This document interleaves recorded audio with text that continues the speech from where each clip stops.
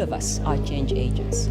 All of us are an inspiration. As an entrepreneur today, it is the way to go for Africa, to create a job, to inspire, to build our own continent.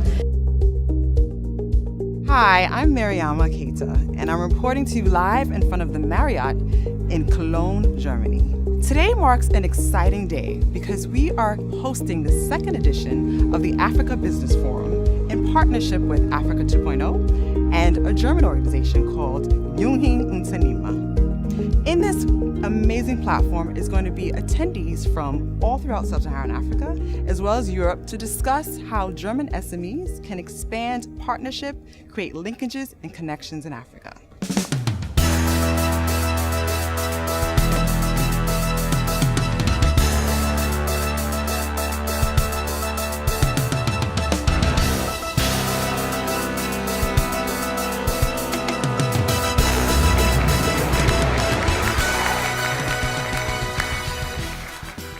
One of our key pillars is rebranding Africa. So rebranding ourselves, as well as rebranding the perception that the rest of the world has on the continent. In the past 50 years, more and more booming markets developed.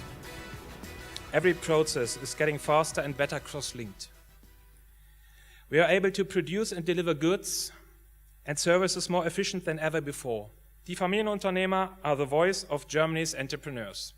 Our chapter in Cologne organizes different events like guided tours in companies, meetings for networking, exchange talks with successful entrepreneurs and politicians. Today our goal will be to initialize or improve the cooperation between German and African companies, and we are starting right now. We need this type of conference, places where people could exchange about experiences when it comes to investing in Africa. I think some of these fears are actually misplaced. As I said, 2/3 of the businesses are successful, and the fact they've been there for a while just disproves some of those fears. I think the question is a fear of the unknown. It's true that most people keep saying that it's still a risk factor investing in Africa or taking part in the Africa Rising story. And what we are saying is that the risk of not taking part seems quite higher. Exactly. The risk exists, but with information sharing, I think we do a lot in terms of demystifying some of the risk. I can understand this because that is the typical German. They're very, very, very conservative. So they're innovative, but only inside their circle and not worldwide, because most of them did not really have traveled so far away with the eyes of an investor. They are as a tourist. Africa grows stable and significantly faster than Europe. And for 2014, an average of at least 5 GDP increase is forecasted. How does someone who has an amazing grand idea take it from actually a dream on a piece of paper and turn it into an actuality? You know what, it's funny the question because I kept wondering till now, how did I start it? Because in my field, I'm a woman, young, and an African. Going back to Africa, going back to Burundi, and then starting a business like that, don't think I will have doors open for me. I mean, even when you tell to your family they don't get you, the access to finance is hard. I just say most of our parents want you to be a doctor, want you to be an economist, want you to be this, and then when you go back, you don't have a job. So, and then also one of the things that we need in Africa today is infrastructure. We need technical field because anything in that field is not built yet. So I felt like, I had a niche to start something, but yet I didn't know much. So I have to learn it, I have to teach myself, I have to train. Für die politische Bewertung ist es deshalb außerordentlich wichtig, dass wir Afrika nicht nur unter dem Gesichtspunkt der Ressourcen betrachten, sondern insbesondere unter dem Gesichtspunkt eines gleichberechtigten Wirtschaftspartners, mit dem wir versuchen, auf Augenhöhe gemeinschaftlich eine wirtschaftliche Entwicklung voranzutreiben. Population of 1 billion, the young population growing to 2 billion by 2040. I mean, these are just huge, huge figures. There's a huge market out there. One of the potential places you could go to try and understand opportunities is talk to some of those German businesses that might already be on the continent. I'm looking for companies who can do the third phase transformation in wood. Right now in a lot of African countries, you're not allowed to cut a log or cut timber or any kind of wood and travel with it. You have to transform it locally. Is there any knowledge in the German side? Are they interested in making doors in Africa?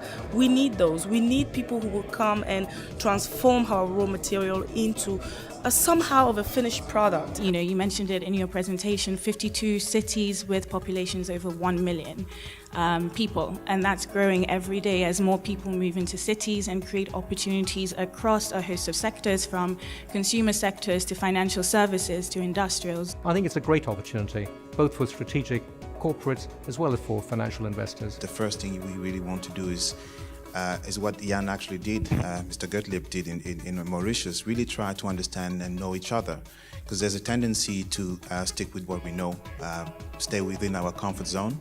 We're building a platform based on the technology we're rolling out in Cameroon to be able to integrate these bill payment services across the continent on a single platform. Shumba Coal is a Botswana-based coal and power development company. It's a company that is now floated in both Botswana Stock Exchange and Mauritius Stock Exchange. It's a very proudly African-led company. African entrepreneurs tend to be very modest.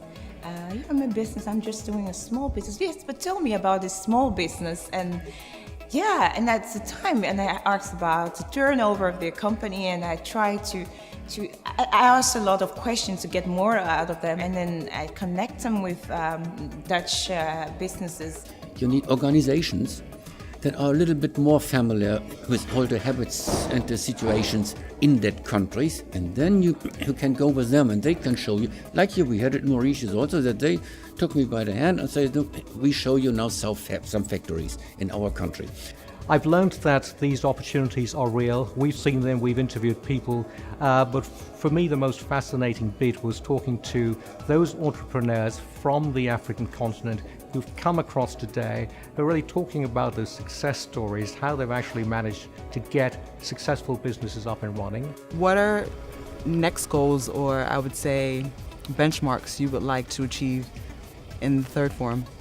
Letting the German SMEs know through the Familienunternehmer that there is a platform, an existing platform to leverage on a continuous basis. We have to go a step forward. We have to engage in Africa to get new business chances. So I think that is the goal that we have to reach for next year, to get more people to this Africa Forum. Thank you for joining us for the 2014 Second Annual Africa Business Forum. I'm Mariama Keita. See you next year.